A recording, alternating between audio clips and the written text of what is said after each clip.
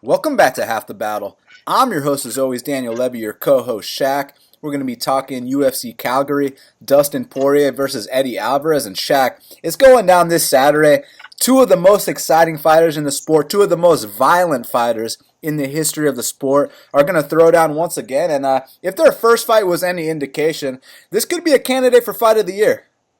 Yeah, two legends of the sport, two guys that both like to knock heads off, and we know that anytime Dustin Poirier fights, there's most likely going to be a knockout involved. He's 16-4 in the UFC with 12 knockouts, so he's the definition of a knockout artist. And we know Eddie Alvarez.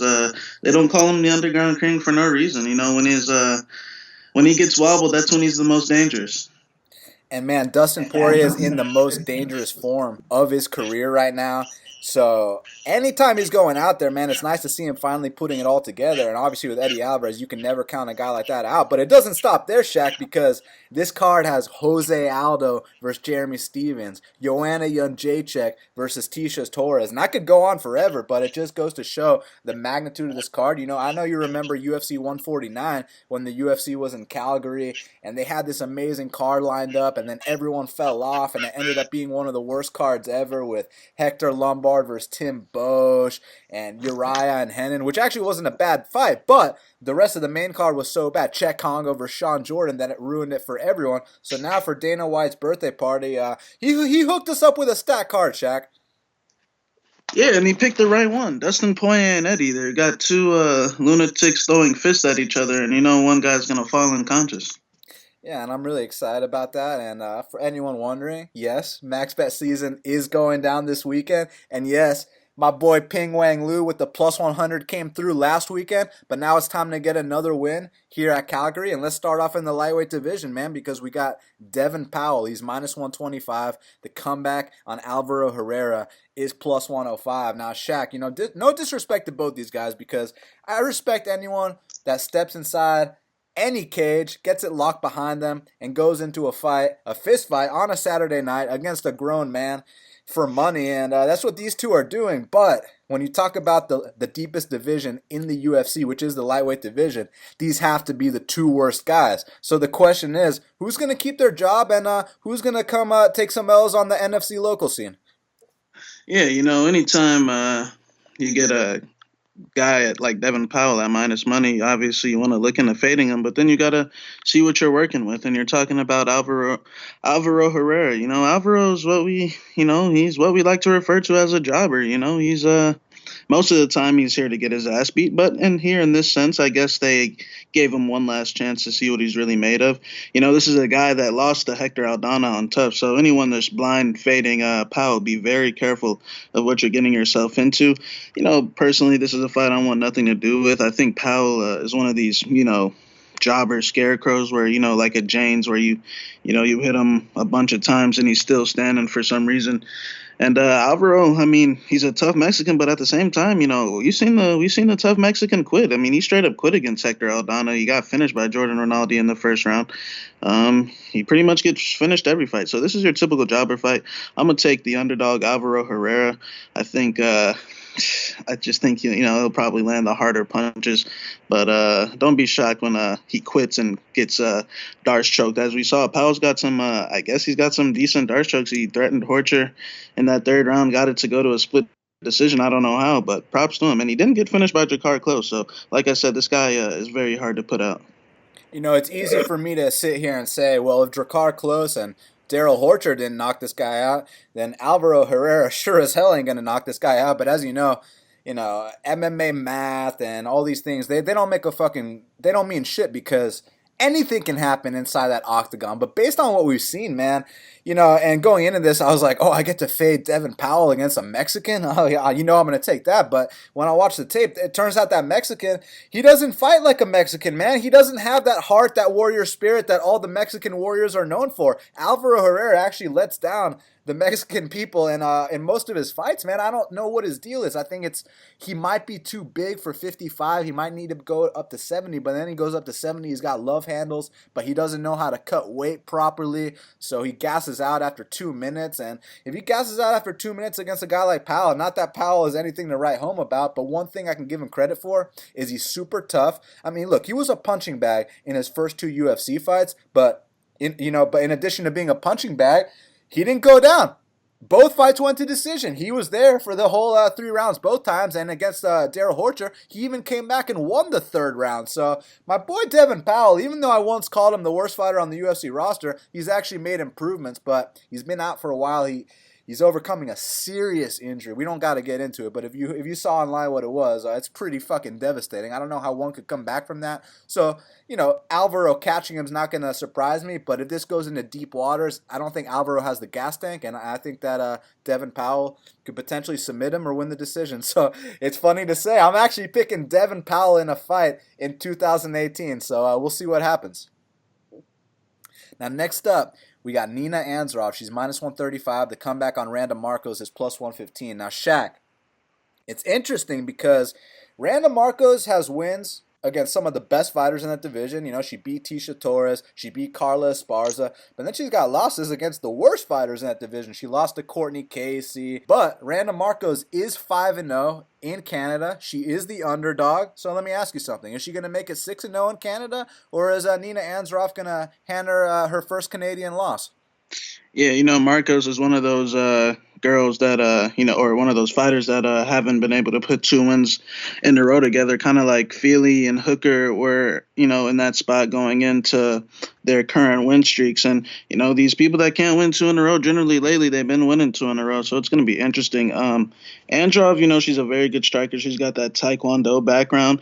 I mean, I've even heard some of the ATT coaches say that she's actually the best 115 pounder in the gym. She just needs to go out there and fight like it. But, she's got that 8-5 record, a real rough record. And, her last fight against Hill, she was the underdog. And, she fought well, but, Hill's a little more one-dimensional than Randa, even though Hill's definitely a better striker.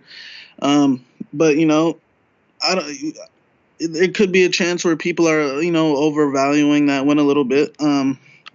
Markos, like we said, she tends to fight to the level of her competition. She's not gonna blow anybody out the water, whether it be if she's fighting Jillian Jones-Liebarger or Felice Herrig or Tecia Torres, Carla.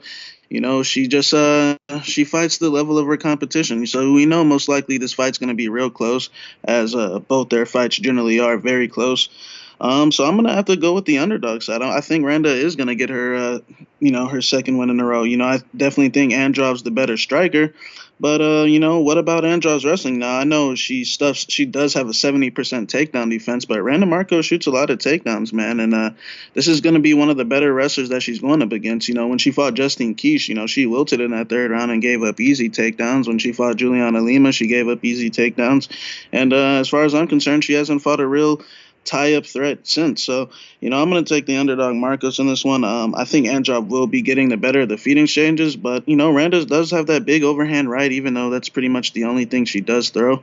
But to trust a girl like Randa, it's tough because, man, I've always felt like, she's a poorly trained fighter. She trains her jiu-jitsu one place, her wrestling one place, and her striking one place, and that's all you see in the cage. Things just really. That's why she's a 500 fighter. That's why she, lost to Jessica Penne. So it's tough. But I'll take Markos. Markos is the kind of fighter that you want to take as a dog, and especially in Canada, because as I mentioned, she is 5-0 in Canada, but that being said, she's so inconsistent and so unpredictable. I mean, she's out here beating the best girls in the division and losing to the worst ones. And with Nina Ansaroff, all these people talking about how, she's the best 115er at ATT. I know for a fact Joanna's coaches weren't saying shit like that. You know what I'm saying? You know how Joanna would react if she heard all that. So, man, look, she's got a nice Muay Thai game, and it worked well against Angela Hill, who won't shoot for a takedown. But you know who will shoot for a takedown? Randa Markos will. And I know on the feet it could get ugly because Randa's stand-up technique is not the prettiest, but she finds a way to get the fights into the clinch. She finds a way to drag it down to the mat. And she was taking people like Carla Esparza down. So I think that she will be able to take down Nina Ansaroff and seal off rounds. And even if it's close and controversial, we're in Canada, and I think the one wearing the red trunks is going to get that decision. And a submission wouldn't surprise me either, but I'm going to go with a decision, so I'm going to go with Randa Markos here for the upset. Now, next up in the flyweight division, we got Matheus Nicolau. He's minus 185. The comeback on Dustin Ortiz is plus 160. Now, And Dustin Ortiz is one of the perennial tough outs at 125 pounds. I mean, he's literally fought every single guy in the 125-pound division besides Demetrius Johnson and Henry Cejudo.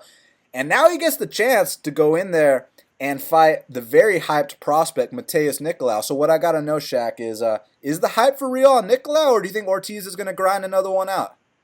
Yeah, I got the utmost respect for a guy like Dustin Ortiz. I like his whole thing with the state chopping thing. I like his attitude. I like his mindset. But I just think we're dealing with something special here in the 125-pound division. I think Matheus, to beat a guy like John Moraga in your flyweight debut, first fight in the weight class, to take out the number 6 guy in the world, a guy like John Moraga, who only loses the top 5 guys like Benavidez, Dotson, DJ, Sergio, only the top 5 guys. And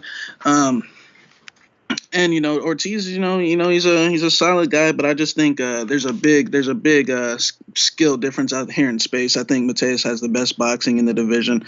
I think on the mat he's something to behold as well. We're talking about an IBJJF Brazilian Jiu-Jitsu black belt champion. You know what I'm saying? I just think he's better. He's a better fighter in every aspect of the game. I do expect Ortiz to stay in there. I think he's a super tough guy, but I just think he's never seen anything like this out in space before. As far as the takedowns come, as far as the grinding comes, Ortiz, I really don't consider him a grinder. I consider guys like John Fitch, Bartos, Khabib, guys like that will just dump you at will for 3 rounds. I consider Ortiz more of a back and forth scrambler. I see him getting taken down by guys like Makovsky and pretty much everyone he fights.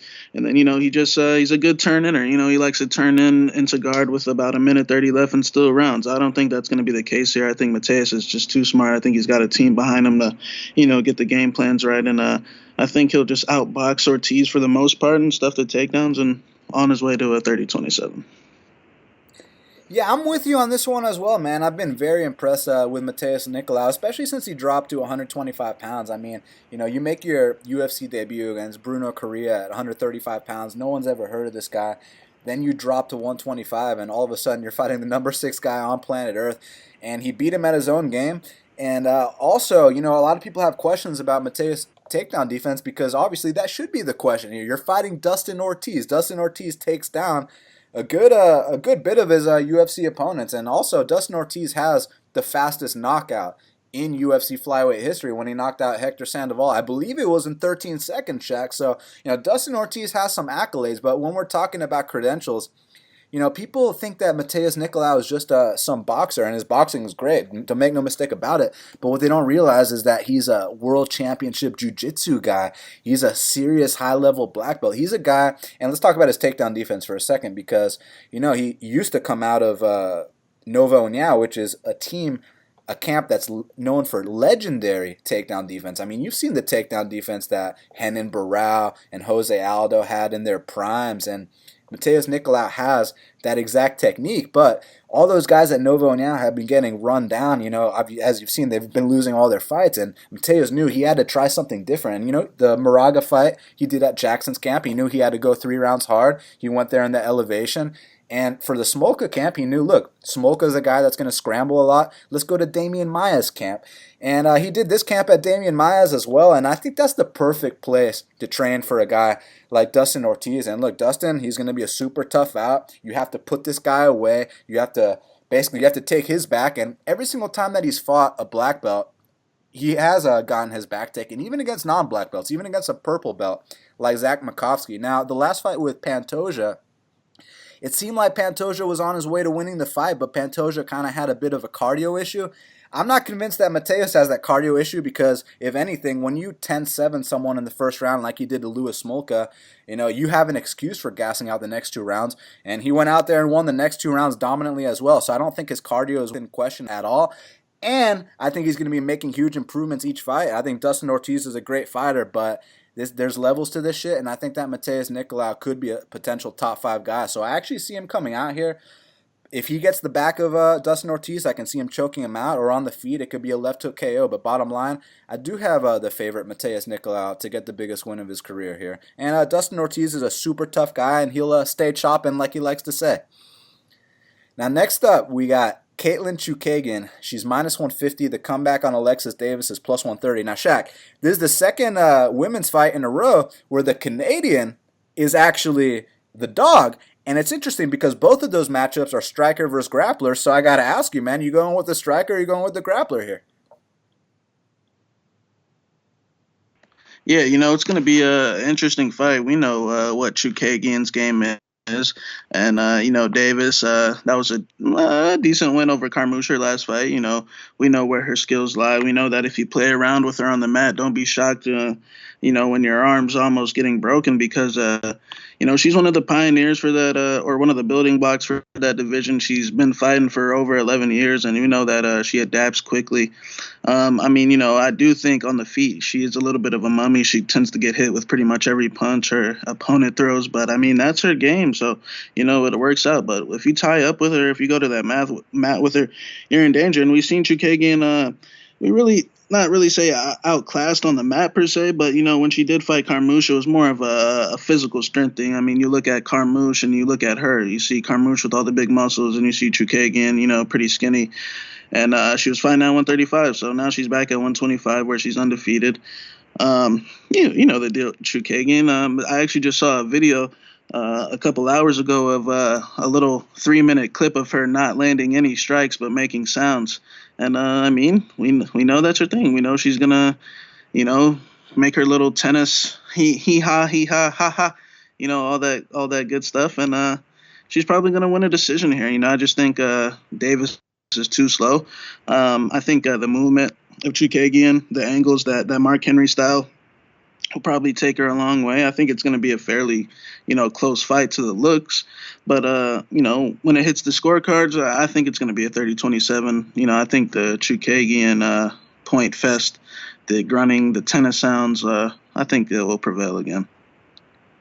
One thing I really respect about Caitlin Chukagian is she's able to create this image, and it's almost like an illusion that she's landing all these strikes that she's not. And you look at the fight metric strike counts and you're like, wait, but she didn't really land all those strikes at the opponent. She landed all those strikes at the air. But hey, I got to give her credit where credit's due. If you can win fights based off punching the air and making tennis sounds and the judges still score it for you, that's a serious talent. It's kind of like these handicappers that have less than 50 bets and everyone's praising them. It's amazing that you created this illusion, but the bottom line here is this isn't Canada, so if Alexis Davis is able to get takedowns, which Liz Carmouche was able to do a little bit of grinding against Caitlin Chukagian, Alexis Davis could come out here and get this upset. But that being said, when you're getting finished by Sarah McMahon and you're coming off a 2-year maternity leave, you're coming in there with those love handles, I just can't pick you to win this fight. So I do think that despite this fight being in Canada,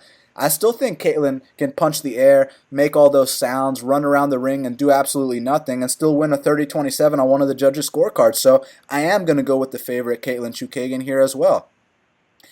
Now next up in the lightweight division, we got John Makdessi. He's minus 190. The comeback on Ross, the real deal Pearson, is plus 165. Now, Shaq, I think a year or two ago, this fight might have been a dead pick'em, and now John Makdessi is actually a pretty he's a pretty convincing favorite here at minus 190. Do you agree with the line, or what's your opinion? Yeah, he opened minus 210, so odds makers thought it was that he was pretty much easy money, but I feel like there's another chance where people could be overvaluing that win over Abel Trujillo. If we're being honest, Abel Trujillo is one of the most, he's what Colby likes to call a snowflake. He's he's got all those muscles for nothing. He's fragile.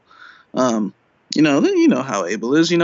Things don't go right, he checks out. But I'm not gonna run away and say Makdessi's back, this and that. I do think he's got a little bit more confidence. I do think he's got some good people around him like Duke Rufus and Emmanuel Sanchez. But that chin is still the chin, and anything can happen. Now Ross Pearson, the thing is that which really can't lead me to fade Makdessi in this one. This guy Ross Pearson straight up lost to Will Brooks. Ross Pearson straight up lost to Stevie Ray. He's 2-5. He's 2-5 in his last 7 fights. And when you're losing straight up, like no questions asked against guys like that, Will the Quitter Brooks and Stevie Slowpoke Ray, it's not good. But plus 165 against a guy like Makdessi, I definitely see the opening for that left hook. Makdessi likes to be in his rhythm with his little karate stance, just racking up points for the most part. But it's going to be tough, man. I could see this fight going either way. I'm not convinced that Makdessi is back, but I will take Makdessi just because, like we said, this guy's losing fights to Stevie Ray and Will Brooks. I think it's going to be very close. I think, both men will probably wobble at some point, but I just think Makdessi is going to be slightly ahead on points, and I think he'll, get his decision in Canada. But I don't know if you can trust either guy. Well, you absolutely can't trust either guy, and the evidence is just go back and watch all their fights. So for me, when I saw this line, obviously I'm going to be talking as if there's a lot of value on Pearson because I do think the line's off, but can I trust a guy that lost to Will Brooks and Stevie Ray? No, I cannot, Shaq. But at the same time, John Makdessi tried to retire about a year or two ago, and, he was saying quotes like, oh, I'm too small for 55, but I'm too big for 45, and he had a couple broken jaws, and he just didn't want to do this shit anymore. That's why we were fading him all the time. That's why we cashed that Yancy Madero's dog money play. So for me here, and people act like the Lando fight never happened either, but for me in this spot, when you compare resumes, and we'll compare skills in a second, but when we compare resumes, John Makdessi's best wins are against Abel Trujillo, Shane Campbell, Pat Audenwood, Sam Stout. Congrats, man. Ross Pearson's best wins are against Chad Lepre and Paul Felder. So Ross Pearson has actually gone out there and beat some legit dudes. I see this being a close striking match. People are overrating Makdessi's win over Abel Trujillo. Look, if someone's James Vick's punching bag for 3 straight rounds gets flying and eaten into a Darce choke, if someone is Khabib's grappling dummy and gets taken down 23 times in a row, if someone's, out there getting embarrassed by Tony Ferguson, then you put him in there with John Makdessi and he's got absolutely nothing left. Of course John Makdessi was able to go out there and win that decision, man.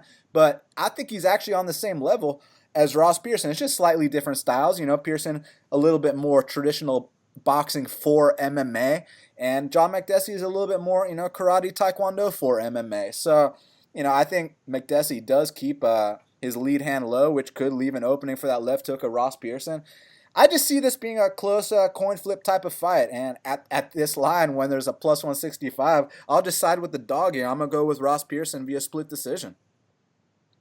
Now, next up, in the light heavyweight division, we got Gadzihimurad Antigulov. He's minus 125. The comeback on Jan Cutelaba is plus 105. Now, once again, Shaq, we got a striker in Jan Cutelaba taking on a grappler in Gadzihimurad Antigulov. We know one guy wants that KO, one guy wants that submission, and how's it going to pan out, man?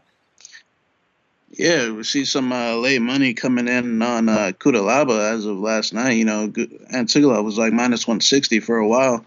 And then he came to minus 125 last night. Antigulov is kind of hard to read because, I've been watching his fights in ACB against some Brazilians. Those guys are just straight bums. And, then his fights in the UFC, they were perfect. He took care of the jobbers exactly the way you're supposed to take care of the jobbers. First round finish against Christensen, who, everyone finishes, and Markos de Lima, who's a quitter as well. So, I think he's, a fairly decent prospect. I don't know how far his ceiling's going to go, but, I think he's a fairly decent prospect. Now, Cutelaba, on the other hand, Cutelaba's definitely a lot more experienced, even though he's how old? What, 23, 24? Yeah, he's just a kid. Yeah, he's just a kid, and I've been seeing a lot of statements saying he's quit in the past, this and that, which is I wouldn't say he quit. I just think he's got a gas tank issue or a gas management problem, and the thing with Jan is I will excuse him that because he was 21 years old fighting Misha Serkinov. They put him in those type of fights. He was 22 and 22 years old in big UFC events. And, if you give same things I was saying about Sage Norcutt, if you give these 21, 22, 23-year-olds these 3-round experiences, whether they win or lose, they're going to take those and they're going to run away with it. They're going to get better from it, learn from it. So I do fear that happening with Cutelaba. If I was on Antigulov's side, I fear that, the kid might, one day, put everything together. And, we know the deal with Jan. Jan throws vicious, devastating, concussive blows to the top of that skull, and he will move forward and he will hunt you down and he will stalk you. Now, Antigulov, I would assume the plan is, let's wait this out in the first round, and second and third round, if he gets tired, let's get on top of him and submit him. So, I could definitely see that happening. I'm a little suspicious about Antigulov's competition level, man. I feel like he hasn't fought anyone on this level, to be honest, on the level of Ian Cutelaba. I feel like Cutelaba's a little bit more experienced, even though he's younger. I know he's coming off the USADA suspension, but between you and me, he's still on the juice stand. And I think Cutelaba's actually going to knock him out in the first round. Now, like I said, of course, he does have that gas management problem, and it's up to him to learn. But like I said, you keep giving these young kids 3-round experiences to come back from. It's going to be scary. So I'm going to take Jan. I think he's hungry. Antigulov, he's been actually pulling out of a lot of fights lately. He already pulled out of this fight once. He pulled out of a fight with Ratchik. So, I understand why he pulled out the Ratchik fight, but a lot of people are going to be pulling out that Ratchik fight. So, I'm going to take Cutelaba. Yeah, look, man, it's a very intriguing matchup. I mean, obviously, like I've mentioned, I'm probably going to mention this 100 times on the show, another striker versus grappler matchup. And with Ian Cutelaba, the thing people got to understand about him, kind of like you were saying, Shaq, is that he's just a kid. So we're gonna hopefully, for his sake, be seeing rapid improvements every single fight. And the biggest improvement he's got to make is that cardio management, because I don't want to sit here and call a Moldovan warrior a quitter, because he's not a quitter, but I do think he has a gas tank issue, and it didn't just show in his 2 UFC losses, Shaq. It also showed in one of his wins, in his win with against Johnny Bravo, when he's teeing off on the dude. But I guess when you beat someone's ass that bad, eventually you're gonna be like, like, why hasn't this guy gone down? So, towards the end of that second round, he really was gassing out against Johnny Bravo. What's Johnny Bravo's actual name again? Oh, yeah, Jonathan Wilson. Against that guy, that jobber. So, he gassed out hard against him. We don't even need to talk about the Cannonier fight. But what I want to mention about the Misha Serkunov fight is that takedown that Misha got on him in the third round and the subsequent pass. That's the kind of shit that Gadzihimurad Antigulov does, man. I mean, he's got a beautiful single leg. He's massive for the weight class. The issue with Antigulov is his chin. And it goes all the way back to some of his earlier fights. I don't know if you saw him fight Adlan Amagov, who's actually a welterweight. And I understand this was a long time ago. Everyone's been caught. This is a sport where they fight with 4-ounce gloves. It's a fist fight. You're going to get caught. But I saw my boy Antigulov faceplant before. So, if Ian Cutelaba hits that chin, don't be surprised if the same outcome happens. But I truly believe that somewhere along the way, Gadzihimurad is going to get that single leg. And I think that he kind of reminds me of the Alexei Olenek of the 205-pound division. And what I mean by that is this guy can be on bottom, you can be on top of him, and I'm not even talking about in full guard, and he'll pull chokes out of nowhere. He's one of those guys, and I actually think if he calls up my boy Alexei and, has him become his mentor, you could start seeing Gadzihimurad Antigulov pull off Ezekiel chokes inside that octagon. But look, all that being said, it's going to be hairy because Ian Cutelaba comes out swinging big bombs, and there's absolutely that possibility that Ian Cutelaba comes out here and knocks Antigulov out. But I'm going to have to go with the grappler here. I think that somewhere along the way he ducks under, he takes him down, he passes, and he submits him. He finishes the fight. I'm going to go with Antigulov for a submission victory. Now, next up in the lightweight division, we got Islam Makhachev. He's minus 700, and the comeback on Kajan Johnson is plus 500. Now, Shaq, you think my boy Kajan Johnson is enjoying his last week with the company? Yeah, win or lose, this will probably be his last plane ride from the UFC. And as far as the fight goes, we do know that Kajan knocked out Adriano Martins, who knocked out Islam. So there's a little bit of MMA math for you, but being honest here, I think Cajun's run comes to an end. I do think he's a good weasel, but I think he's a good weasel against Stevie Slowpoke Ray and guys on that level. I don't think he's going to be a good weasel, with a top 25 to 30 guy. So I'm going to take Islam probably by full mount finish or 30-24, 30-25. I just think Islam's too much for him, and Islam's been improving. I'm not going to give him too much credit for that win over Gleison Tebow, but hey, he finished him when Des Green couldn't. And I mean, he did better than Khabib did against him for sure. So I'm gonna just keep that one short and sweet. I got Islam by full amount, smashing Cajun's head into the mat. It's interesting because look, Makhachev is a minus 700 favorite, and the inside the distance prop is plus 191. So when you get a minus 700, you see that inside the distance prop, it might be worth a look. The thing is that I know Islam got a KO win his last victory, but he's not necessarily always known for knocking dudes out, because if he has to, he can grind someone out for 3 straight rounds. And the reason I bring this up, Shaq, is because Kajan Johnson, or Kajan Johnson as he likes to be called these days, he's not the kind of guy that is going to stand toe-to-toe with someone. He's not going to give the fans the fight they want. He's going to try to run around and avoid the fight completely and frustrate his opponent to the point where he takes an unnecessary risk and then gets caught. And that's exactly what happened in the Adriano Martins fight.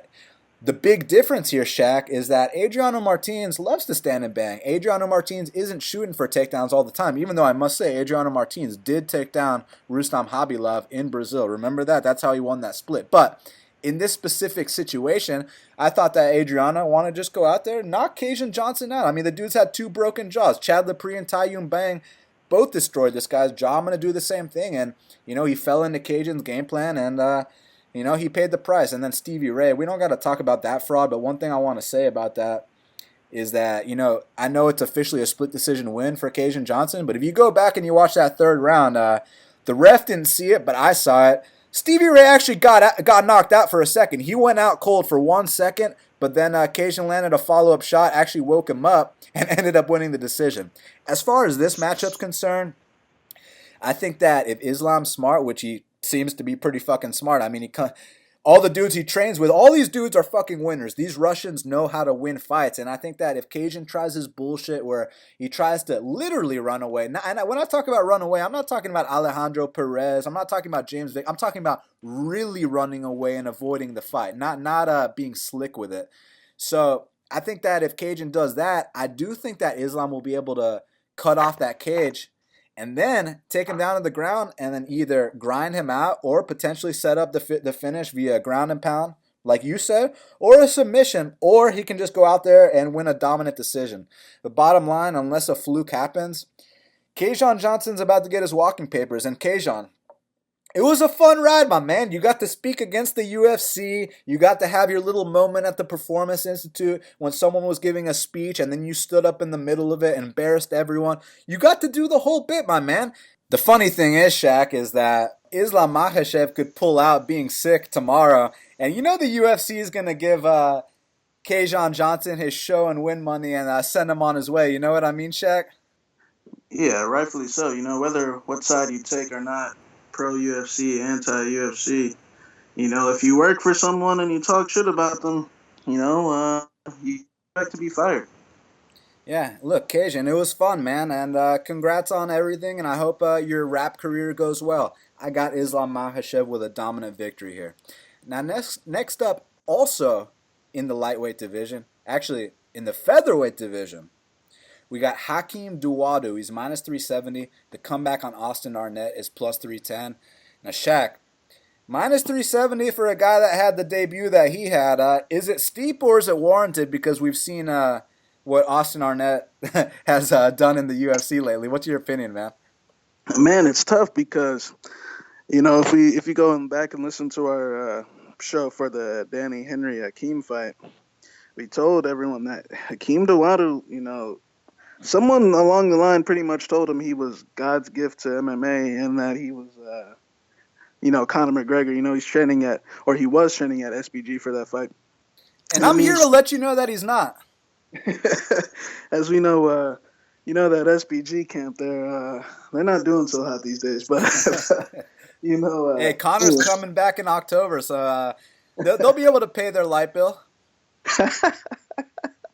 But, as far as Hakeem goes, the kid plays around way too much in that cage for my liking to be a minus 370 favorite.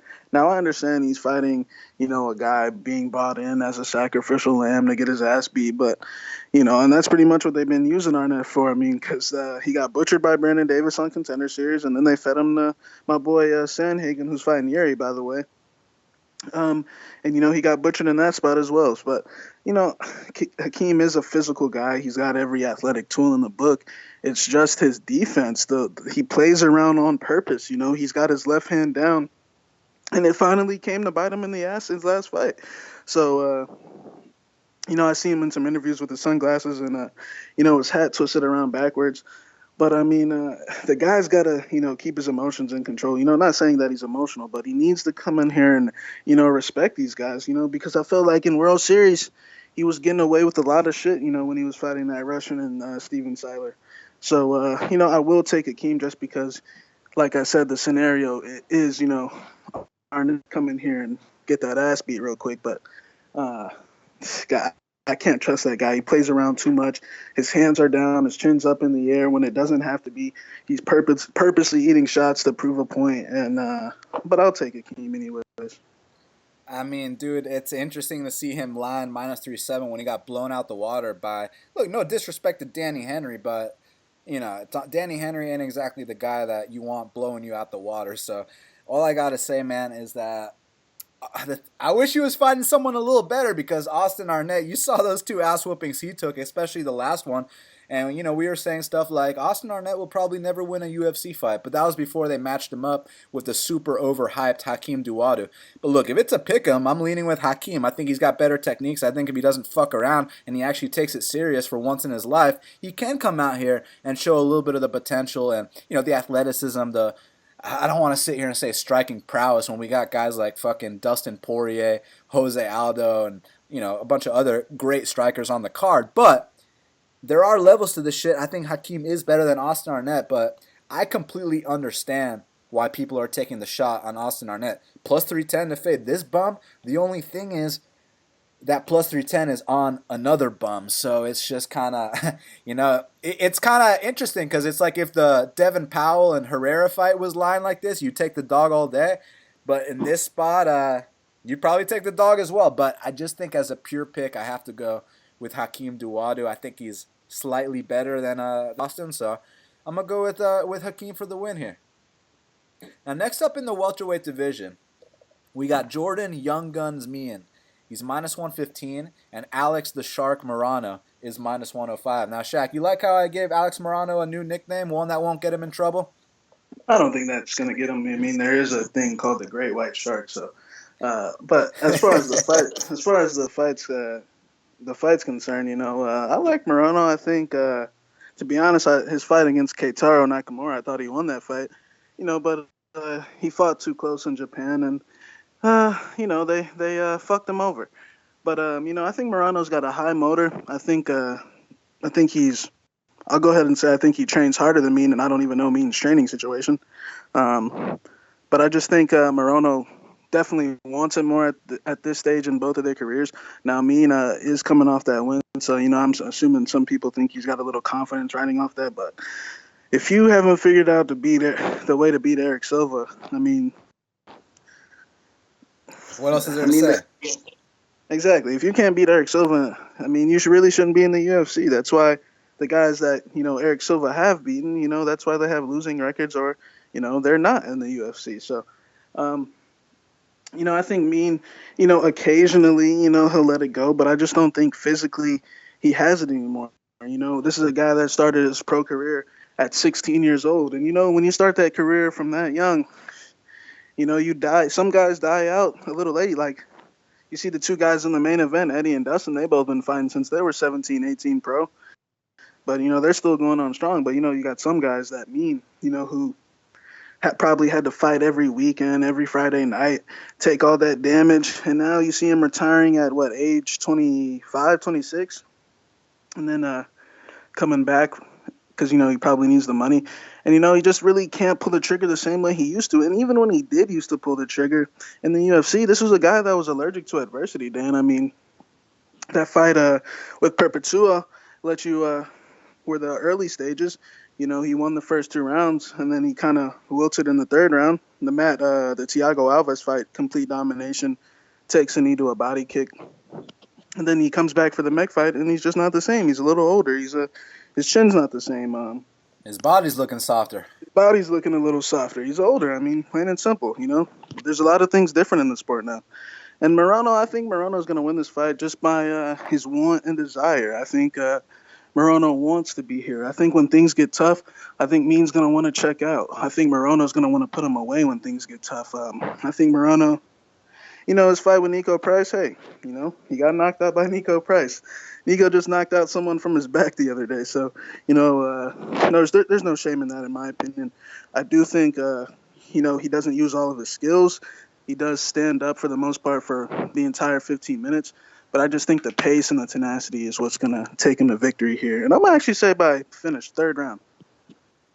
Yeah, look, Jordan Meehan, when he was one of the top guns at 170 pounds, I mean, look the fuck out. I mean, that guy would send dudes launching. But the last time he knocked someone out, Shaq, was against Mike Pyle, I believe in 2014. So it's been a long time since my boy Jordan Meehan has looked like himself. And I understand why it's a pick'em in theory because, Jordan Meehan in his prime form, I mean, on any given night, that dude could go out there and beat anyone. I mean, he was just that talented. He still is that talented, but he's a guy that fought Rory McDonald when he was 16 years old. He's taken way too much damage. He already retired once, and when he came back post-retirement, because, how else is he going to make, $50K in one night? You know what I'm saying, Shaq? This is how these guys make a living, and if you're not making other investments outside the cage, you got to come back. But Jordan Meehan does have a gym, so...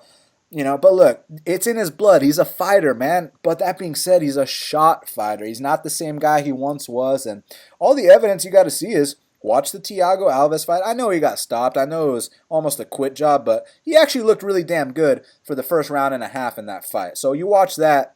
You obviously retired after that fight. Comes back, takes on Emil Meek. And, dude, he just looked like a shell, and it was super sad. And, now we've come to find out that Emil Meek really isn't anything special and all these things. And then he fights Bilal. Hey, no shame in taking a whooping to Bilal. Bilal's he's a top 20 guy and he's a perennial tough out, but it's just how he looked versus Bilal. I feel like Jordan Meehan a couple years ago would have had a chance to beat Bilal. I'm talking about the guy that went in there with Matt Brown, even though, that was an ass whooping. I feel like that guy could have actually put up a fight against Bilal, but the guy we see today doesn't. And then you got Eric Silva, who has been a ghost for like the last 20 years. Who the fuck has Eric Silva beaten, Shaq? You know what I mean? So, I know you like that reference, but hey, I mean, like, beating Eric Silva doesn't mean shit. Eric Silva was getting dropped by jobbers in the local scene last week. So to me, not just by jobbers, Dan, 40-year-old jobbers. And so to me, when I watched the Jordan Meehan versus Eric Silva fight, it kind of reminded me like when I watched Brad Scott versus Scott Askham. It's just two old men on their way out. It was kind of sad. People overrate that performance just because one guy was a punching bag the whole time.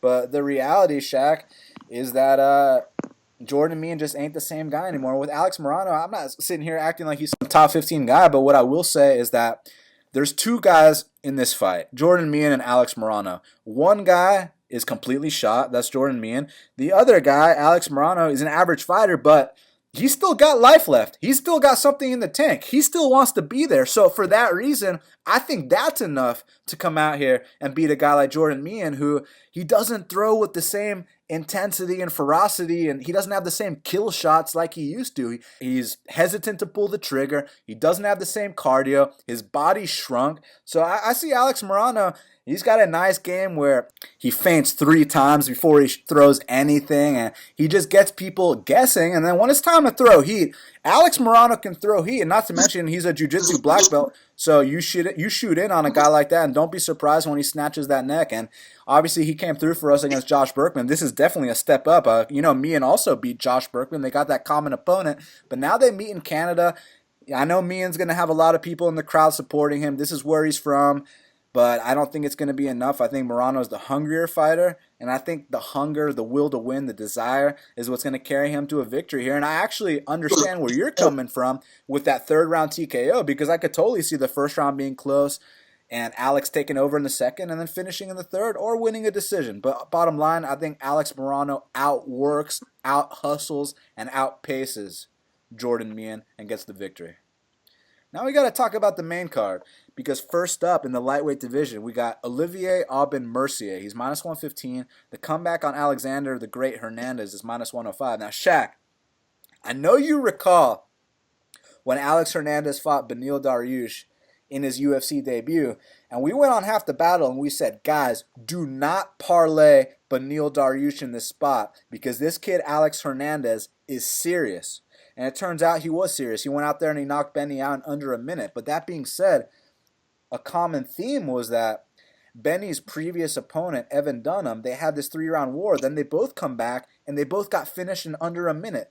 One got finished by Alex in under a minute. The other got finished by Olivier Aubin Mercier in under a minute. So they were both kind of fighting weathered guys.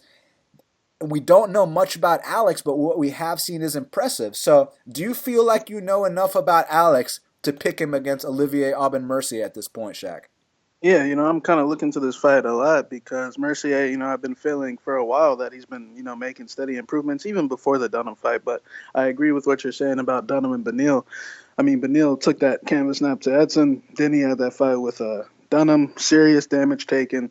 Dunham's been building up damage for years and years. And I feel like, they would have won anyways, but I do feel like they were beneficiaries of the circumstances they were in, with the guys they were fighting. Hernandez, I love the kid's mindset. I love the kid's attitude. He's pretty fucking convincing, man. It's just I wish we had more facts. His fight before the UFC against a 10-4 guy, I mean, that guy was a complete fucking joke. So, it's tough to say. I feel like I kind of see what he's saying about these, the switch stances and just, his what he calls the new generation movement. And if he's right about OAM, OAM's a traditional lefty, and OAM's output's a little low, but I mean when he does land, it's so pretty that it kind of makes up for the 3 strikes that his opponent landed. So. It's going to be a tough fight. I have more facts on OAM, so I'm kind of leaning to his side. I don't know how Hernandez is going to, be in a grueling, slow pace type of fight in the clinch or on the mat. Is it just going to be one time on the mat, this is over? No, I know he's got some good jiu-jitsu credentials. And the one time OAM fought someone, or at least like hit the mat with someone with real jiu-jitsu credentials, he lost to Carlos Diego. And Dan, I love how everyone acts like that fight never happened. But, they're always riding my boy Carlos Diego off. Yeah, big time. They just act like he never lost to the Brazilian, but it's all good. But OAM, he does tend to get caught with big shots early. He got caught with a big shot. In his fight with, not a big shot, but, he got caught with a shot against Dunham. He got caught with a shot against Goody. He got, in the past, he's always been a little bit timid to get hit. But now it seems like, he's a little bit more comfortable. But I don't know about this kid Hernandez, man. He's a mystery. It's, if you bet on him, it's kind of like you're taking a leap of faith. It's not guessing, but it almost is guessing. It's like, because he could either be the real deal or you could just get completely outclassed with a guy with way more experience. Who's got a complete over? You said what now? The size too. Size. Who's got a complete overall game? And those TriStar boys, they've been doing their thing lately. George is putting them on the Canadian French supplement plan. So it's been working real good for those TriStar boys. But I slightly got to take OAM. But I could see Hernandez knocking him out early, man. He does. I have a feeling that, he might just be this guy that they say he is. But I just don't have the facts to support that. I can't. 50 seconds. I wish it would have went like 2 or 3 minutes, the debut, just so we could see a little bit more. But from what I saw, I was super fucking impressed. But I'm going to take OAM by unanimous decision. Yeah, man, this is a really tough fight for me to call just because, like you said, we don't have enough facts on Alexander Hernandez. What happens if he gets pinned up against that fence? What happens if he gets taken down and starts getting grinded on? Can he react like it's no big deal, get back up, start fighting again? What happens if he has a great first round, it goes into the second? Can he still keep up that pace? I know on the local scene, against these complete scrubs, he can do that kind of thing, but Olivier Aubin Mercier is a guy that's grown up in the UFC. We've seen him go from completely green to a top 15 guy. So, I mean, that's the definition of someone that paid their dues. But when you hear this kid, Alexander Hernandez, talk, he's super intelligent. He's a very brilliant kid. He's got a superb mindset for this game. And he actually flew out to learn from his hero, TJ Dillashaw. And, say what you want about the Snake, but he's a two-time UFC world champion and one of the pound-for-pound greats. So to learn from a guy like that and to try to implement that style into the 155-pound division, which Conor McGregor referred to as the stuck-in-the-mud division, and in a sense, he might be correct because Olivier Aubin Mercier, he is a little bit flat-footed. I know his boxing's gotten a little bit better. I'll say this about Mercier. Besides his tie-ups, which are super strong, dude's got an unbelievable left body kick. That fucking thing, you hear the sound of that, you definitely cringe a little bit. So I wonder if he's going to be trying to slow down the movement of Alexander Hernandez with that left kick. But man, I know it's a bit of a leap of faith because we don't have the facts. What I've seen from Alex Hernandez has been very impressive. He might already be better than some of these guys that are ranked ahead of him, and I think that his speed, his stance switching, his feints, and just his approach will be big weapons in this fight. And we know that Olivier Aubin Mercier has actually been caught in a couple fights. I know you saw my boy Dober drop him. I know you saw the French jobber Goody drop him. And there's been other examples also along the way. And so I'm not going to be surprised when Alex Hernandez comes out here and does the same thing. I would have liked plus money, but it's a pick 'em, so you got to pick a side. I'm going to go with Alex Hernandez to get the biggest win of his career. Now, next up in the strawweight division, we got Joanna Jędrzejczyk. She's minus 280. The comeback on Tecia Torres is plus 255. Now, Shaq, we successfully faded Joanna Jędrzejczyk in her last fight against Rose Namajunas. Unbelievable fight that was. Now, interesting fact here. Joanna and Tecia both have a common opponent in Rose Namajunas. Tecia fought her twice. Tecia beat her once, lost to her the second time. Joanna also fought her twice, but lost to her both times. But now Joanna has to fight Tecia. Is the quote-unquote strawweight queen going to make a return here, Shaq? More like the strawweight fraud, but no. But in all due respect, Joanna, she, I know she lost to Rose twice, but she still is somewhat, our first, female, our first real. I know Carla won the belt first, but she's our first real. Between you and me, Joanna won the belt first. she's our first real strawweight champion. And, at the end of the day, Tecia's a solid fighter, but, I think Tecia's a top, 5 or 6 fighter. I think that's as far as it gets. I think if you're ranked from 6 on down, I think Tecia Torres will beat you. But, if you're ranked, 5 on up, I think she could get a couple girls maybe. But if you're ranked 5 on up, then, I got to go with the other girls. But, I think Joanna's just on a different level. I think Joanna truly is still the number 2 girl in the world. I think Rose Namajunas is just, evolving at a super high rate. I think Pat Barry got her shit together, Pat Barry finally laid off the booze and everything's good now. So he's not getting arrested in Minnesota anymore, Shaq? I think Rose is just truly the best strawweight in the world. I still think, Joanna's a detriment to herself because, she's still saying all this shit like she didn't really lose. But one thing I will say about Joanna that I loved, when she found out that Rose, Valentina, and Tecia were all training together, she did say she finds it funny that all these girls need to team up to find a way to beat her. So, or to try to beat her is what she said. So, it's really funny to see that she's still in denial, but I still think she's going to pull this one out. I just think Tecia's just frankly not good enough. I think it's going to be a competitive fight, but I just think she'll fall up short. I could see her winning a round possibly due to a Joanna wobble. We do know she's got that Euro chin. And if you guys don't know what that Euro chin is, just DM me. I could explain it to you a little better. But she does have that Euro chin, so anything can happen. But I do think she'll, at the worst case scenario, pull out a close decision. At first I was kind of getting annoyed with how Joanna was acting, but now I kind of find it kind of funny how still to this point she's acting like she's still the champion, and she's owning that act, man. So I gotta give her credit for that. She's not letting it go. So it is actually pretty hilarious. And look, I got a lot of respect for Tecia. I've known her a long time. Great competitor. But this is as far as she goes. You know, she's the kind of fighter. You know how Dana used to say that my boy Ken Flo chokes in big fights.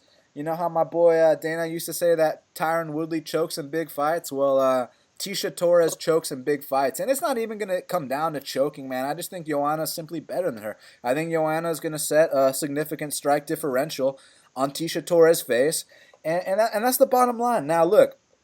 If Tecia were to win this fight, Tecia has tremendous speed, and I'm not saying she's got more speed than Joanna because it could be about even. But what I will say, Shaq, is that I've been saying Joanna's chinny not just since she got knocked out by Rose. We've been saying this a long time, man. We said this in the second Claudia fight. We said this before the Carolina fight. We said this before the Andrade fight. And she got dropped in a bunch of those fights, but she didn't finally get knocked out until the Rose fight, and then after that, we went ahead and we bet Rose the second time, and rightfully so.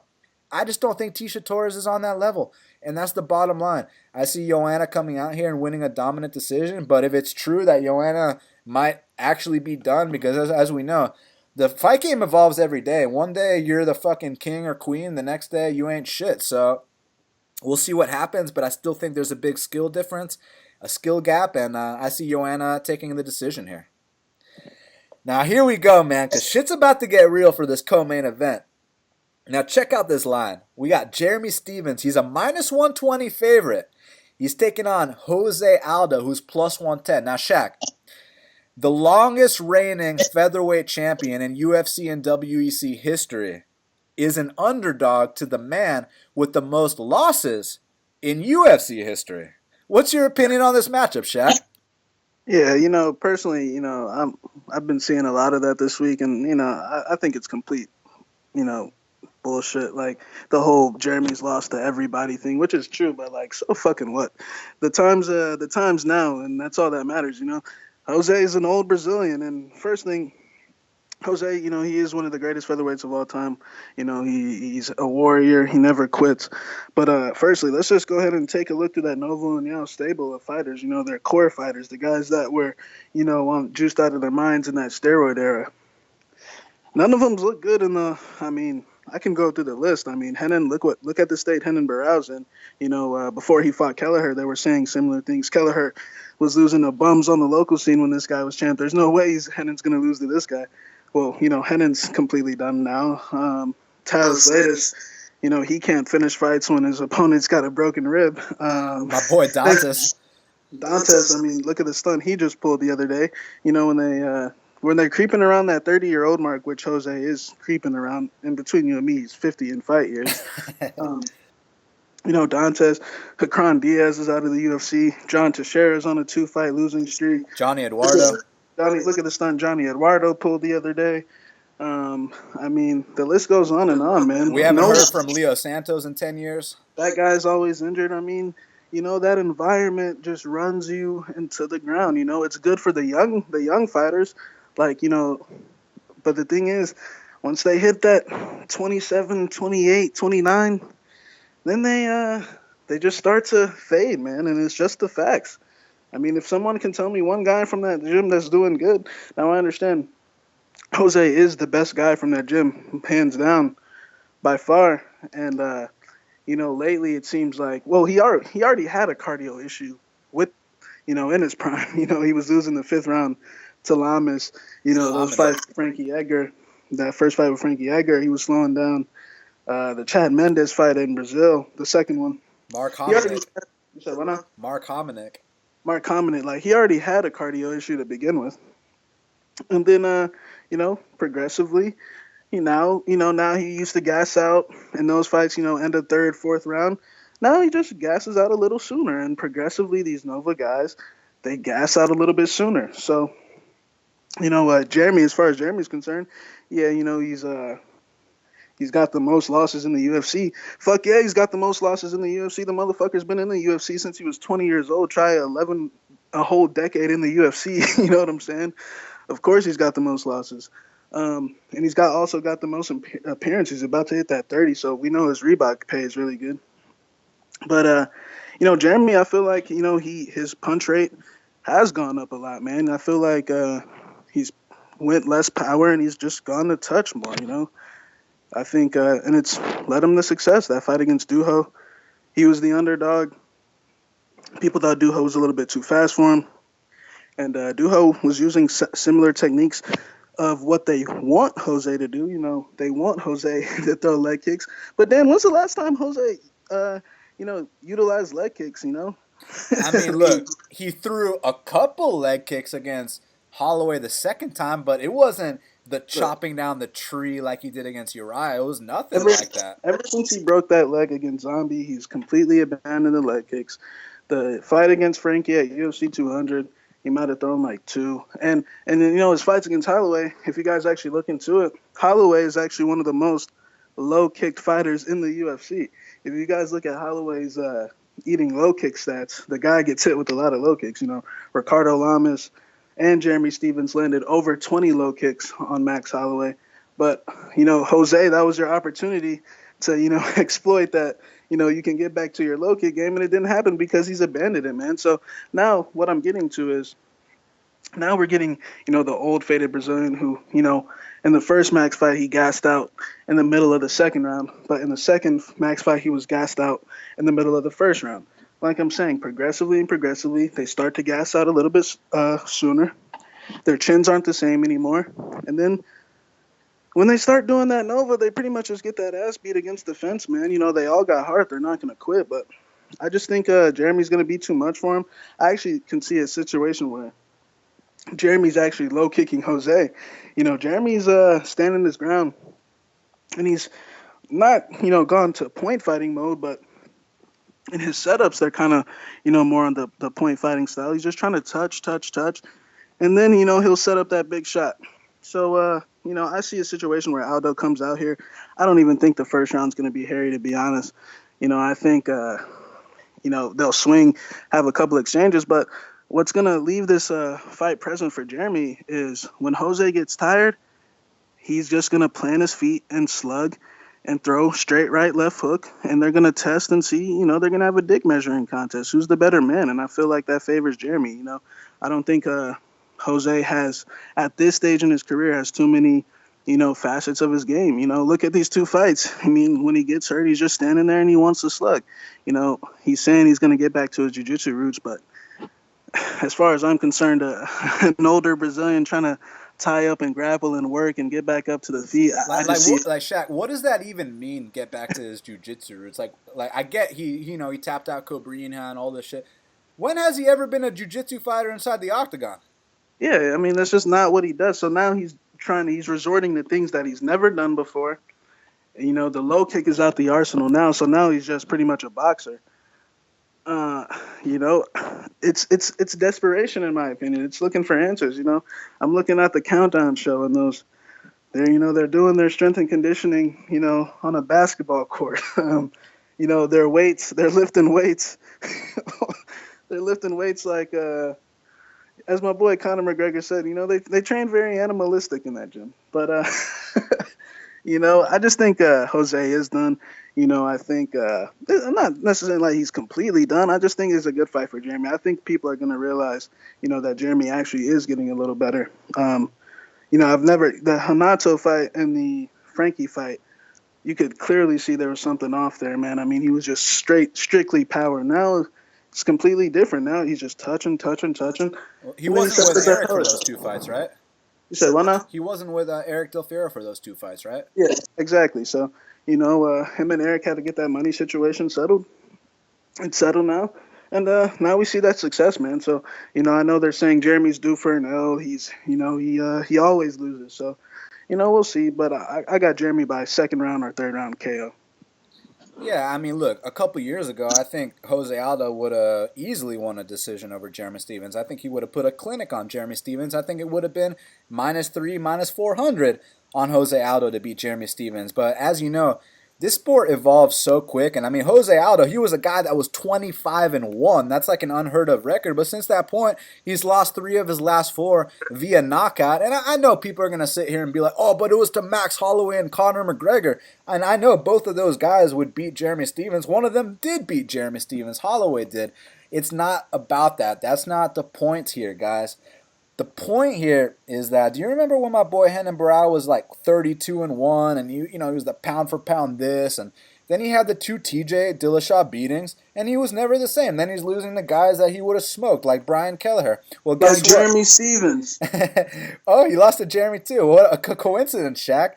And guess who also took 2 life-changing beatings both by TKO? Jose Aldo. Well, let's not even talk about the McGregor knockout, which was a life changer, by the way, which did end his aura of invincibility.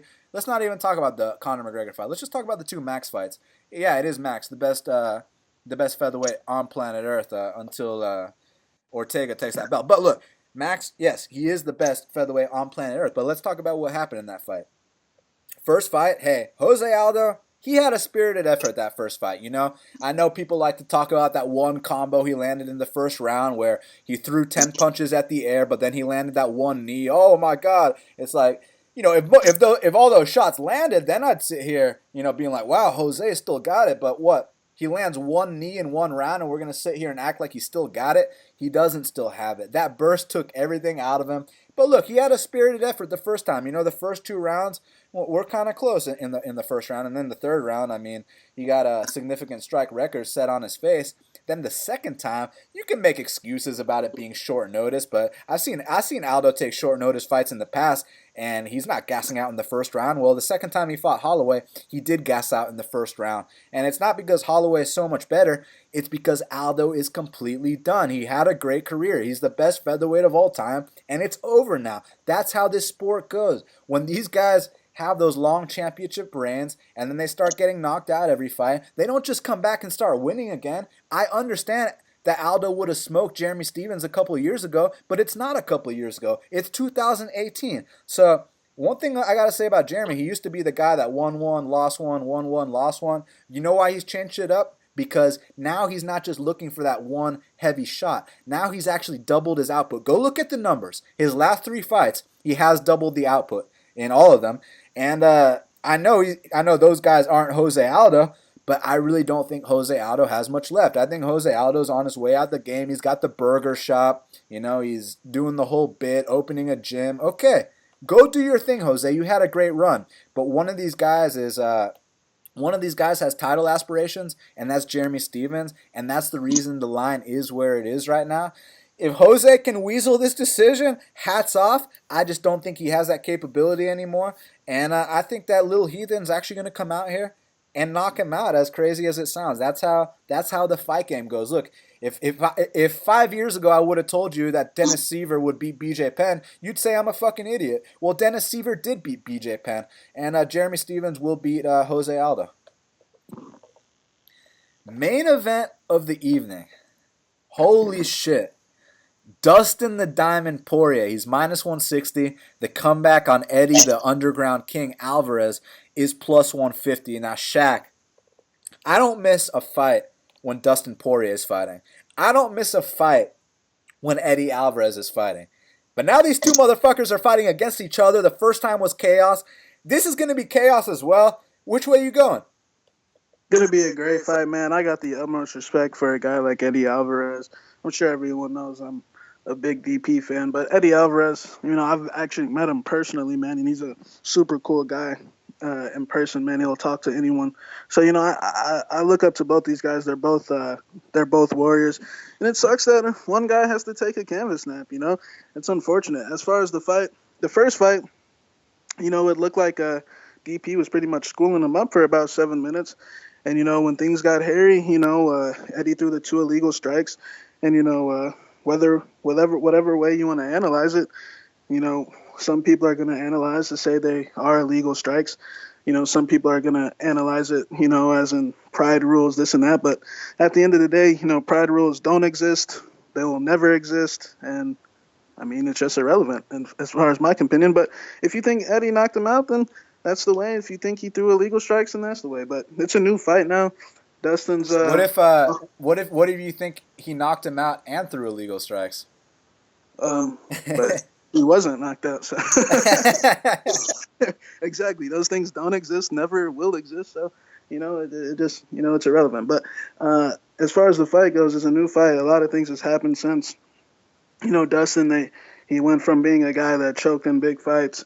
He can't win the main event, and now he's won 2 main events in a row. So seems like he's been slowly doing things that they say he couldn't do.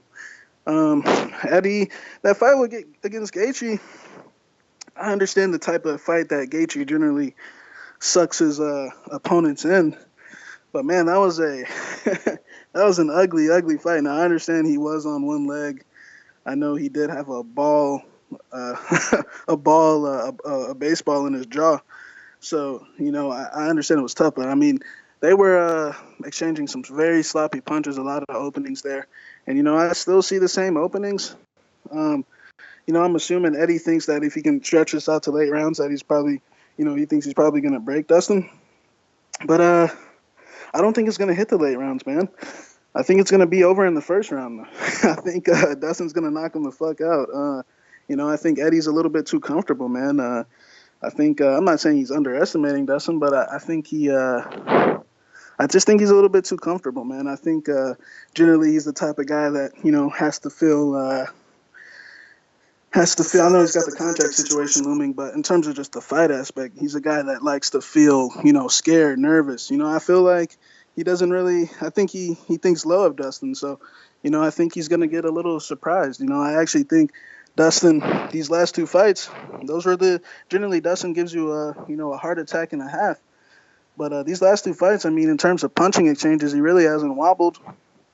I mean, I'm sure he will wobble in this fight, with these 2 guys. But, I could see Eddie possibly making him low in the late rounds. But I think the fight ends early. I just think there's a speed advantage, a power advantage, an angle advantage.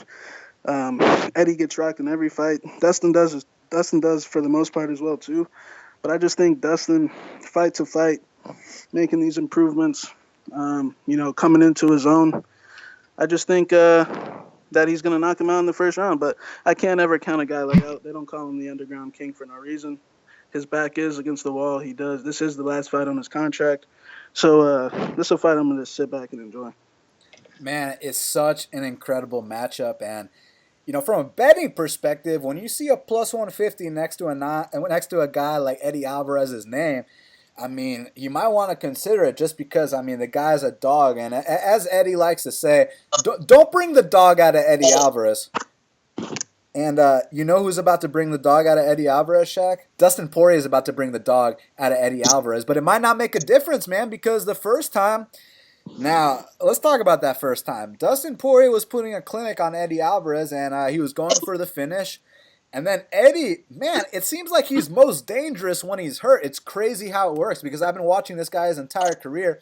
Always gets dropped in that first round. Doesn't matter if it's against Roger Huerta, if it's against Patricky Pitbull, Josh Neer, Michael Chandler, all these motherfuckers. But somehow he finds a way to come back and win these fights, and he's just unbelievable at biting down on that mouthpiece and chucking big bombs. I mean, they don't call him the Underground King for nothing. He really is the Underground King. But Dustin Poirier is a guy where, the hashtag he's been using, paid in full. I mean, I couldn't think of a more appropriate slogan for a guy like Dustin Poirier. Kind of like, my boy Dustin Ortiz with his keep chopping. He's the little journeyman. He keeps chopping. He was ranked number 9 in the world 5 years ago. He's ranked number 9 in the world right now. So Dustin Ortiz, he keeps chopping. But Dustin Poirier, we're talking paid in full because he beats Eddie Alvarez, and we're talking title shot. And the first time he was putting that clinic on him, he was going for the finish. He couldn't get him out of there. Eddie bit down. Eddie started coming back. And in Rising and Pride rules, Eddie went out there and knocked him out. But this is UFC rules.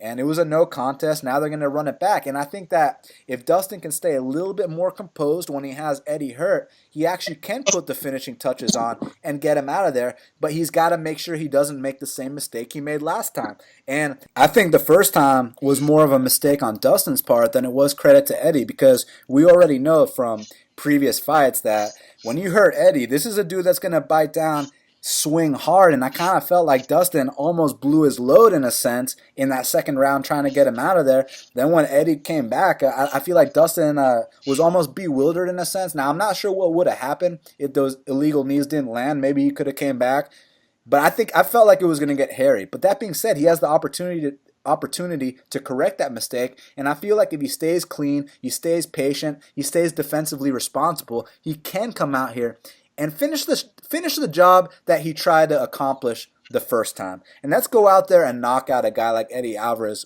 which is a massive feather in anyone's cap. And you can knock out a guy like Eddie Alvarez, I think we're talking title shot, Shaq, because in the UFC, only one man has done that, and that is the notorious Conor McGregor. So, and speaking of McGregor, he's knocked out everyone in the main and co-main event. He knocked out Dustin Poirier. He knocked out Eddie Alvarez. He knocked out Jose Aldo. Between you and me, he knocked out Jeremy Stephens at that press conference. So Conor McGregor is the real winner here. But that being said, I do have Dustin over Eddie. But at the price, I understand the shot on Eddie. He's always a live dog in any fight. But I think Dustin's at a point in his career where he's not just putting it together physically, he's putting it together mentally as well. He really believes in himself right now, and I see him going out there and getting that win. Well, Shaq, before we hit up Kyle Marley for the Big Marley Minute, just got to remind them that MaxBet season is going down, and it's time to keep up the winning ways, my man. Yeah, MaxBet season going down on Saturday. It's going to be a great event of fights. Definitely a great event for us, and we're not necessarily done yet. I might add something. It depends, but MaxBet season is in full effect. It's getting back on track this weekend. Yes, sir. Well, continuing the track, as my boy Ping Wang Lu came through last week as a plus 100. This week we got the max bet, possibly something else in the works, which I'm very excited for. But now let's hit up Kyle Marley for the Big Marley Minute. And joining us now on the Big Marley Minute is Big Marley himself. Kyle, what's going on, man? Hey, not much, man. It's Shark Week, so I'm ready to eat. Oh, I already feel that, man. And speaking of sharks, not just in terms of making money, Dustin Poirier is taking on Eddie Alvarez. As far as the line's concerned, minus 160 for Poirier, the comeback on Alvarez plus 150. But in DraftKings, we're looking at 8,800 for Poirier and 7,400 for Alvarez. Do you think it's kind of unique from a DraftKings perspective? I just think this is by far the best fight on the card to target. The salaries almost make you want to put Alvarez in if you're making one lineup, just because he's so low. He has one of the highest ceilings on the card, same as Poirier. But there's no way that the winner doesn't score over 100 points here. So if you're making multiple lineups, man, just go 100% on this fight. Whoever you like more, just put them in more lineups. But you definitely want to hedge here, because I think we could see a ton of points here in this fight. Easy stacking cash. I just think this is such a great fight to target. It's going to be awesome to watch, and I can't wait for it. I feel like this fight with Jose Aldo and Jeremy Stephens, whoever picks it correctly is going to have a lot of bragging rights, because you got to guess. Is Aldo done? Because, a couple years ago he would have smoked Jeremy Stephens, or at least beat him by a convincing decision. The question is, can he do it now? And the Lions pick him for a reason. I'm going to go with Aldo here. I think Aldo's got enough left in the tank to beat Stephens anyways. I think he just has to watch out for that power right hand, and if he can, he should be able to slide a easy decision here. But really, Stephens has the higher ceiling of the two in DraftKings, because he has that one punch end it potential, and he could score over 100 points that way. I really don't see Aldo scoring 100 points in a win. So I don't know, man. Stephens might be the better DraftKings play here, but I am picking Aldo in the fight. So I'll probably go with a little bit of both of them. But I don't love this fight in general for DraftKings. I do have to ask you about Joanna and Jacek taking on Tecia Torres. They got her 9,200. That means they're expecting her to score a lot of points. And we know if the past is any indication, she does set significant strike records on these girls' faces. You think she's going to get back to her winning ways? Yeah, I think so. I think this is a really good matchup for her, actually. I think just the range, the height and length she's going to have on the feet. with the speed she has and the way she can mix in her strikes. I think it's just going to be too much for Tecia. I think Tecia will need to get takedowns here to win a judge's decision. I just think Joanna's too good at getting up, and she'll win the rounds back with her striking. So I like JJ here. But the only issue is we don't have 5 rounds with her anymore. We're used to getting like 140 DraftKings points because she's racking up all these strikes in 5 rounds. But now we only have 3, so it's going to be interesting to see how much she can get us. Her first 2 fights in the UFC were only 3 rounds. She scored 59 and 53. So that would really suck if she went out there and scored that at $9,200 on DraftKings. So I don't know how much I love her as a DraftKings play, but she's my pick here. I don't really like Torres too much at DraftKings, so it's Joanna or pass for me. Man, that's such a great point about this being a 3-round fight. That is why you are the DraftKings guy for half the battle, my man. Now, listen, Alex Morono's taking on Jordan Meehan. They got it as a pick'em and a dead pick'em in DraftKings, man. There's not even a lean towards a certain way. So I got to ask the man, Big Marley, what's your lean? Dude, I really don't have one. I've gone back and forth on this fight probably 10 times this week. I was on Maine yesterday, and then I switched to Morono, and then I was back to Maine, and I think today I'm on Morono. So I really have no idea, dude. But since they are 8,100, I think if you do want to use this fight, just duplicate your lineup and then use the other one as well. That way, if they do score over 100 points, you know you got the winner in there, and if you hit your other 5, you could win 20 grand. Yes, sir. So Hakeem Dowadu, I know he had a heavy price tag last time, and he probably got a total of 0 points. You think people are willing to lay the heavy price tag on him here again? I don't know. I'm interested to see how owned he is actually. I will pay that price tag at 9,400. I like him. I think he's one of the better GPP plays this week. I think this is a hand-picked matchup for him to get a win here in Canada. So I'm just kind of going with. I'll be on the UFC side here. I think they're going to get what they want, and I think he's going to end up getting a TKO at some point. The earlier the better, but it could be first round, and I like him. So he could pay off that $9,400 price tag. I'm really not too interested in Arnett, so Dowadu here is the play for me. So Islam Makhachev, they got him at 9,600. Kajan Johnson, he's been pulling off all these upsets, and he's 6,600. So it's kind of interesting, man, because my question here is, look, obviously I'm favoring the minus 700 favorite to get it done, and we know they're trying to set Kajan up. But is Islam about to cover this 9,600 salary here, this price tag? It is tough, man. It's going to be real tough to pay that off. But he can definitely do it. He's definitely has one of the highest ceilings on the card. Just his Khabib style is a lot in DraftKings. That's what we want. But at 9,600, you really need over 100 points from him, or else it's not worth it. I do like him a lot. I think he's a great play here. I think he's going to be popular as well. So I think Dawadu's a solid pivot away from him if you want to be a little bit different. But I do think both are going to get solid ownership. It's just Makhachev is minus 700, so a lot of people are going to flock to that. I think he's going to be probably 40% owned. So maybe if you want to even throw in a Kajan lineup, just if he gets that knockout, you're going to kill off a lot of the field. But I wouldn't invest heavily in it. But if you're making multiple lineups, one Kajan lineup's not a bad idea. Other than that, I think you want to decide if you want to be over or underweight of the field with Makhachev. I'll probably be overweight if I can afford him. But, man, that is a tough salary to pay, $9,600. John Makdessi is taking on Ross Pearson. I think it should be about a pick-em, man, but the slight lean is with Makdessi. They got him 8,900. In my opinion, he's probably got to come out here and knock Ross Pearson out to pay that off. Are you in agreement with me? Yeah, man, you're totally right. You just said it. I think you summed the fight up perfectly. He's got to knock out. He's got to get a knockout to pay off the 8,900. Therefore, I'm not too interested in him because I don't think that's super likely. But I do think he's going to win, so that makes me not like Pearson that much either. So really, I don't care too much for this fight. If you think Pearson's going to win it, then he's worth throwing in some lineups because he is the dog. He's so cheap at 7,300. And if you think Makdessi's going to go out there and get the knockout, then he will be low owned. So that could help win you that 20K by being contrarian. I just don't think it's very likely that he pays that off. So Matheus Nicolau is taking on Dustin Ortiz. And, man, it's a hell of a matchup. I mean, Dustin Ortiz, you're putting him in your lineups. You're expecting a lot of takedowns. With Matheus Nicolau, He won his last fight by decision, and I believe he scored over 100 points. So what's your opinion? Yeah, I love this fight, man. I love this fight from DraftKings perspective and just as a fan perspective. I think this is going to be one of the more fun fights on the card. And I'm going to target both of them on DraftKings. Yeah, like you said, in Nicolau's last fight, he had 137 points. And he also had 118 in his first fight.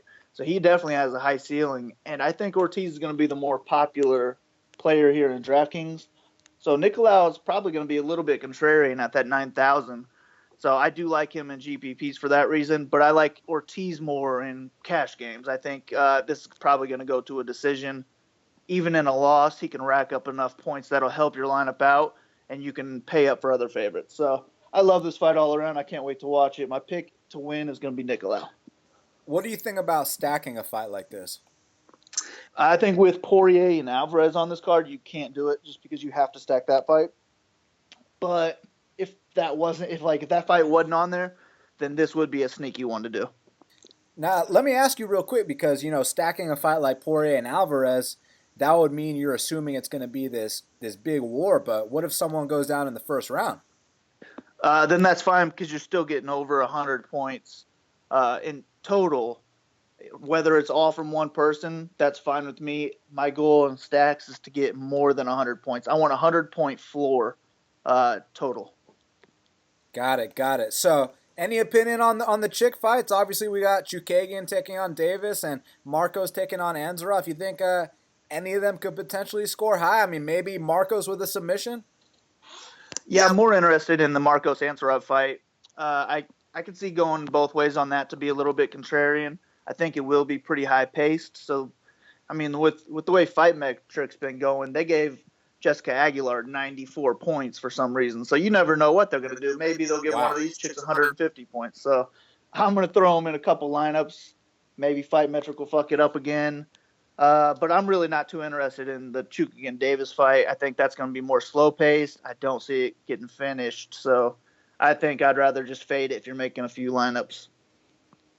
Well, Kyle, we appreciate your time as always. The fans can follow you at Big Marley 3. And let's get this money this weekend. That's right, bro. I got my write-up available for $7.99. Just follow my Twitter. I'll be posting links there. Let's get some money. Yes, sir. Let's get it. Speak soon, Kyle. All right, take care.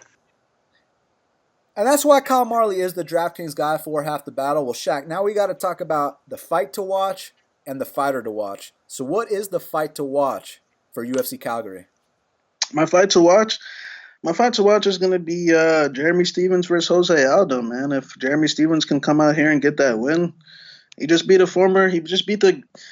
former greatest featherweight of all time, man. And that would make a 4-fight win streak when people said he couldn't even win 2 in a row. So if he wins this fight, it'll be pretty funny to look back on.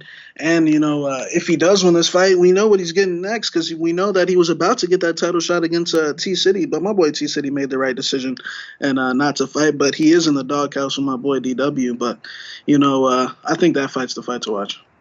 Yeah, I mean, obviously you can't argue with that. For me, I'm going to go with Joanna and Jacek versus Tecia Torres. Look, Joanna's still trying to play the mind games. Joanna's still saying she's the queen of the strawweight division. Now she's got a perennial tough out in Tecia Torres, and if she can come out here, get a dominant victory over someone like Tecia, Joanna's right back in the title talks, and we already know Rose is probably going to take on the winner of Carolina versus Andrade, and to see Joanna right back in the mix, I think it could be exciting for that weight class, man. So Joanna versus Tecia is my fight to watch. Now, Shaq, who is your fighter to watch? My fighter to watch is going to be Matheus Nicolau because, I feel like the flyweight division possibly has a new contender. And he's a young contender, and the division needs new, fresh, young blood. And I think he's a real threat. So Matheus Nicolau is my fighter to watch. Yeah, he's definitely someone you got to keep your eye on. And it's funny, I'm going to actually pick the biggest favorite on the card to be the fighter to watch. I'm going to explain why, guys. It's not because, you got to put him in all your parlays and this and that. It's because, look, Islam Makhachev has more than just a fight on his hands here. This is kind of like when Machida fought Tito Ortiz, and Dana went in the back room and he told Machida, kick this dude's ass, please. And you know for a fact that Machida got a fat bonus for doing so. And I feel like Islam versus Kajan is a similar situation. The UFC are not rooting for Kajan Johnson. They want to see this guy go out there and get his ass beat. So Islam is actually in a high-pressure situation. He's a minus 700 favorite. Everyone's expecting him to steamroll this guy. But we know Kajan Johnson is actually pretty tough to look good against because he won't engage you in a fight. Plus, you bring in all the drama. No one wants him in the UFC anymore. They're trying to get rid of him as soon as possible. You know Dana's got an 100K check waiting for Islam if he beats Kajan.